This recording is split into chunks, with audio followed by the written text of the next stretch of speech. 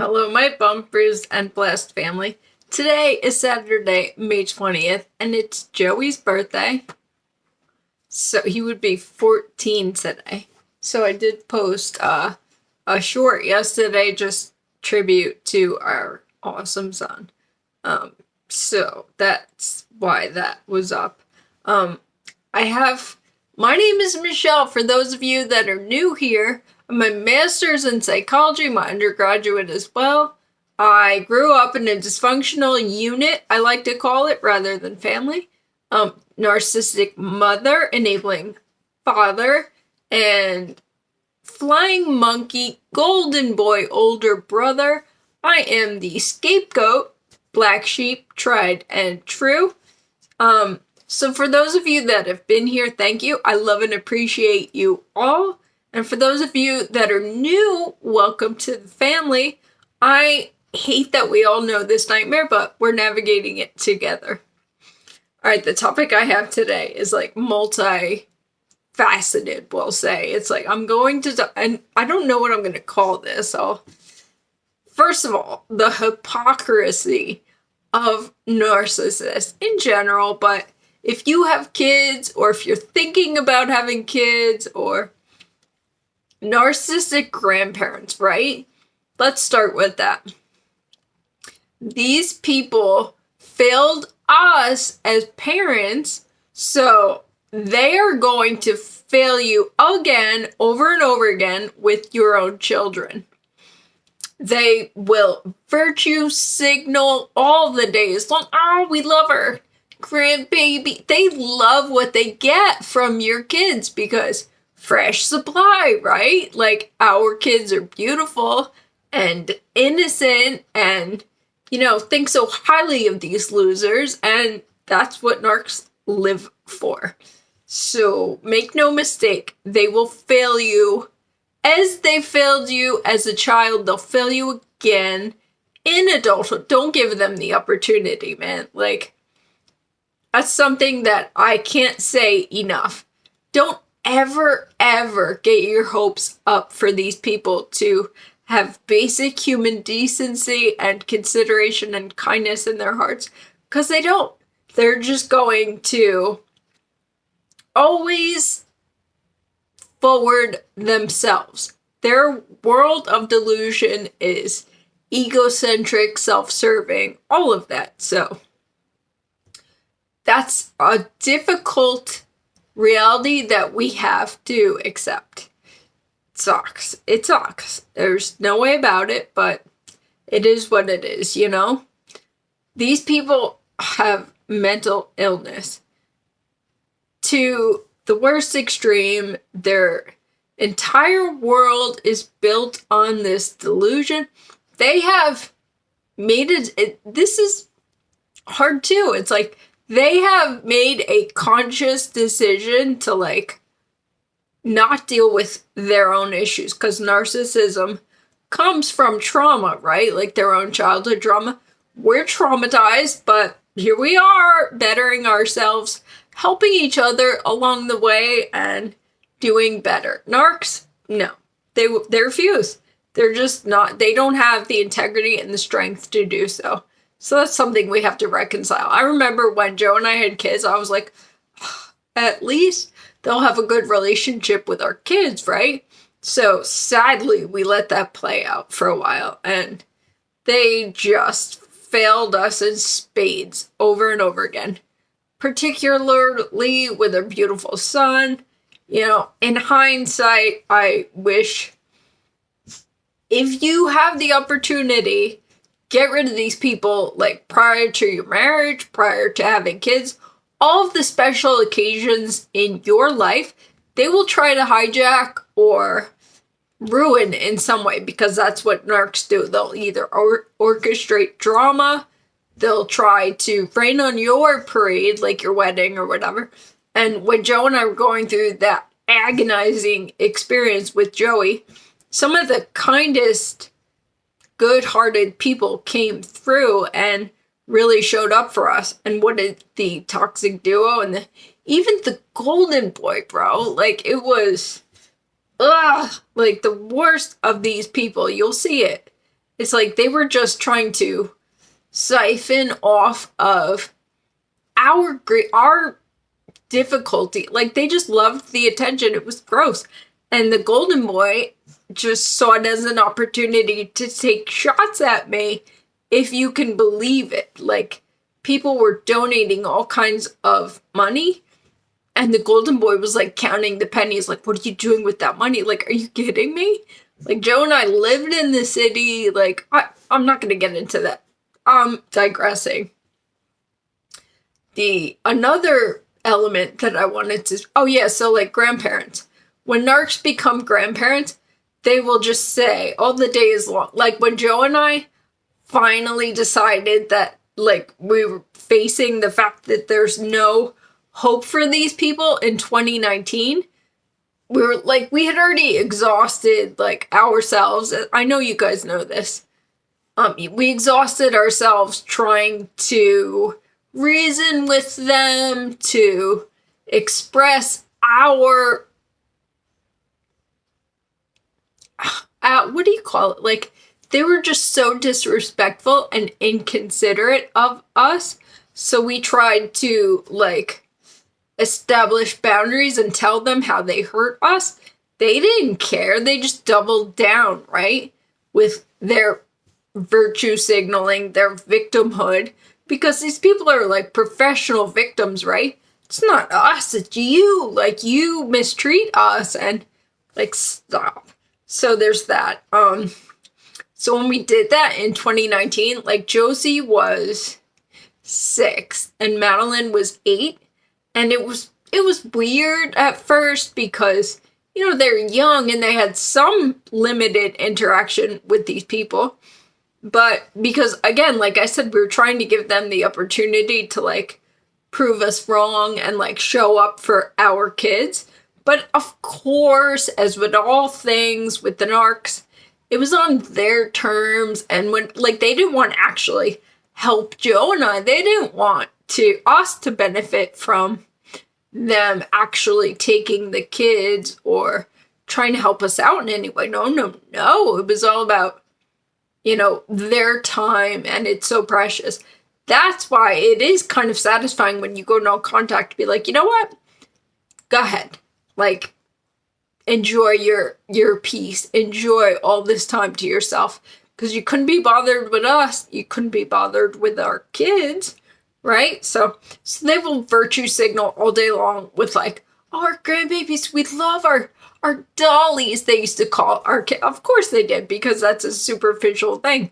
Never mind, like, how amazing these beautiful little girls are, how amazing Joey was. Like, never mind any of that. It's like, our dollies. Like, that's how they look, like, inanimate objects. So appropriate.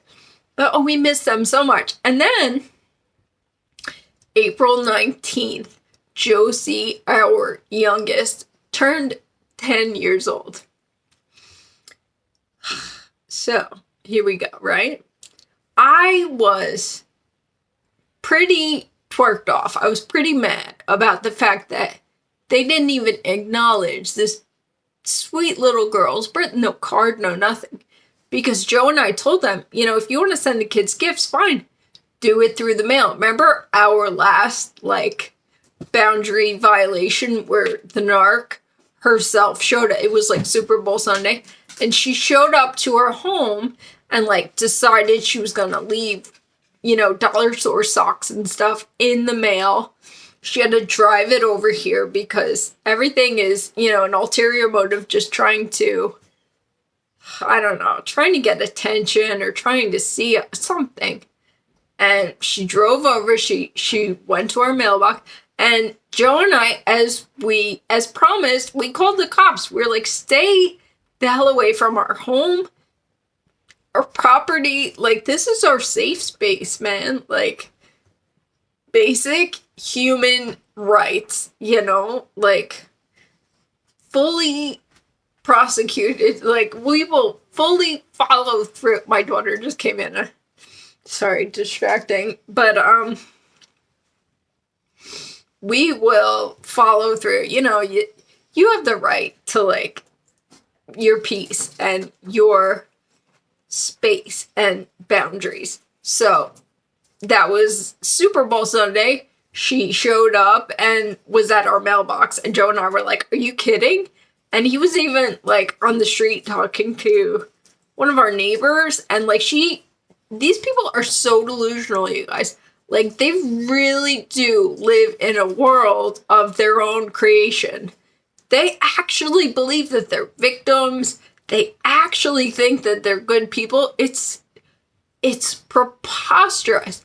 But you know what? Like, that's mental illness. That's just what we need to reconcile and attribute it to. They are mentally unwell. It's a disorder. It's in the diagnostic statistic manual, established by the American Psychological Association. This is a thing. It's a personality disorder, like, through and through.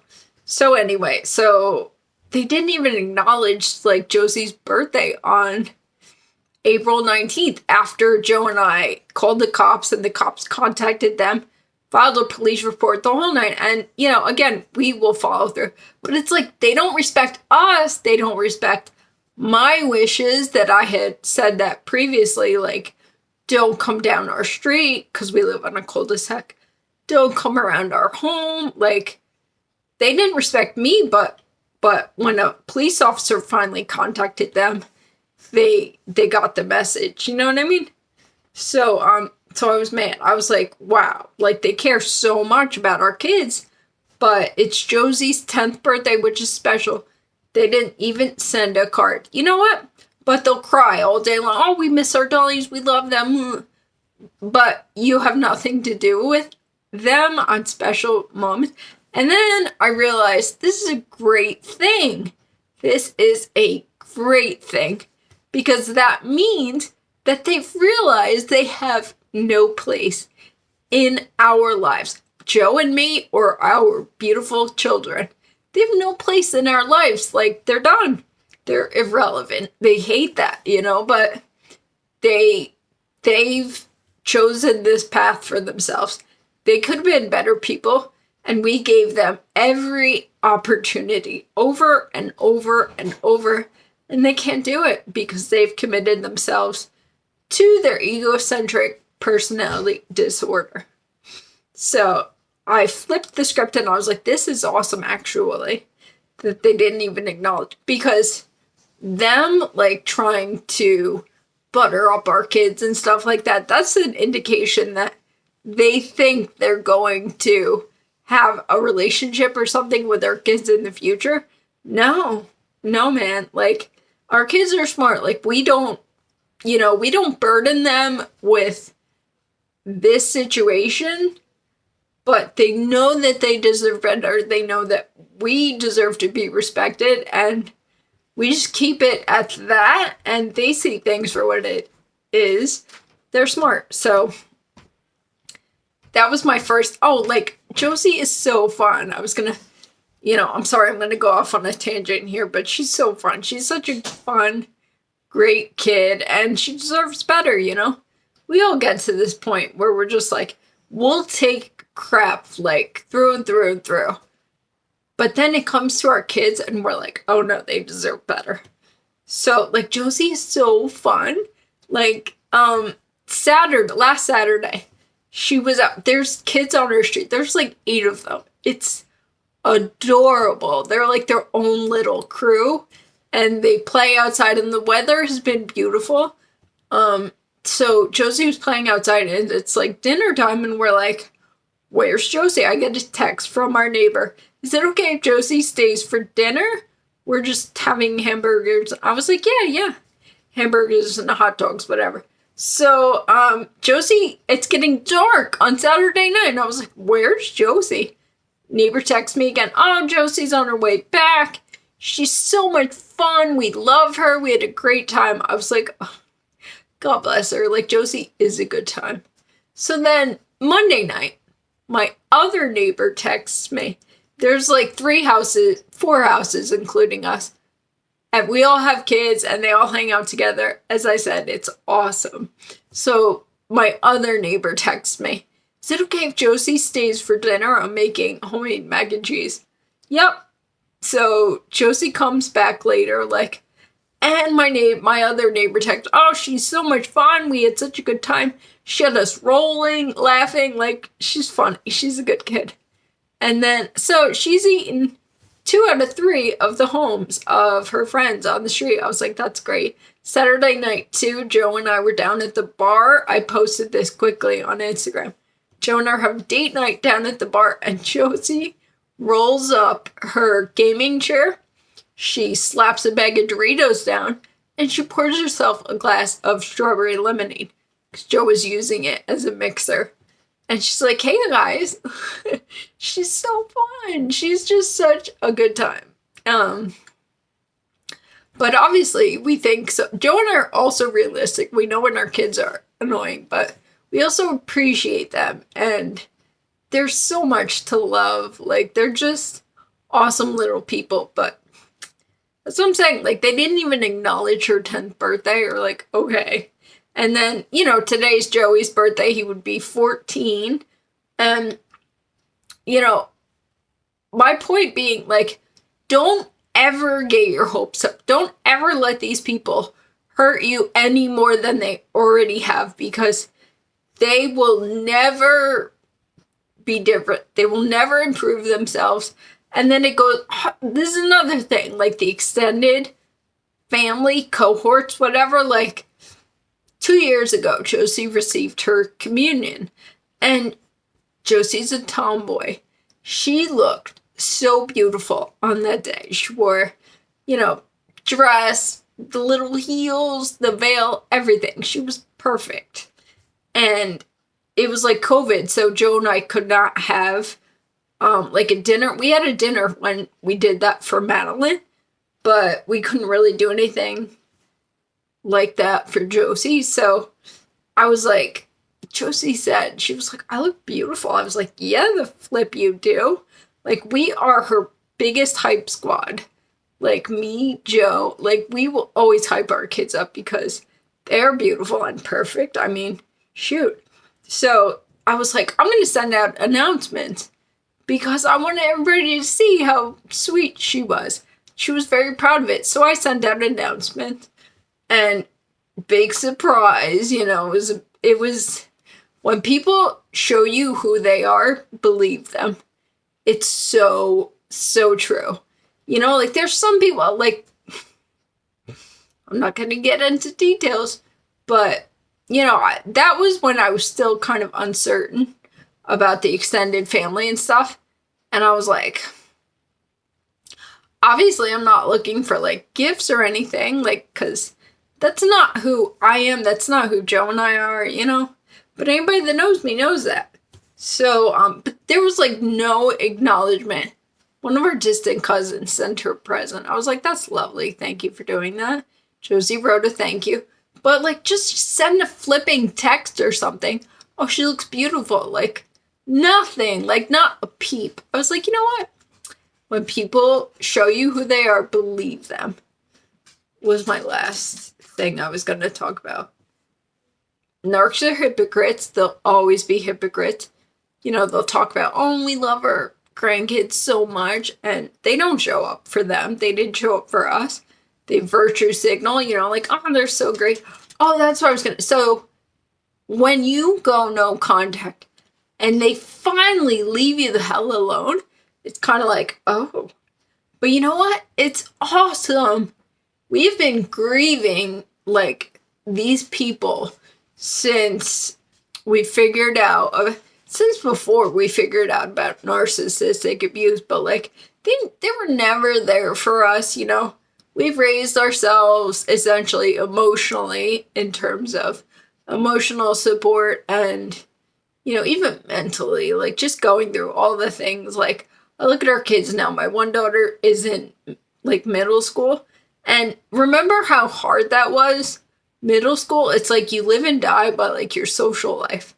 So I will always show up for our kids. Like, you remember how hard that stuff was, and nobody was there for you, right? Like, these people will always fail you over and over and over. So when they finally leave you alone and stay out of your life, awesome. Good for you. Let the good times roll. The best is yet to come.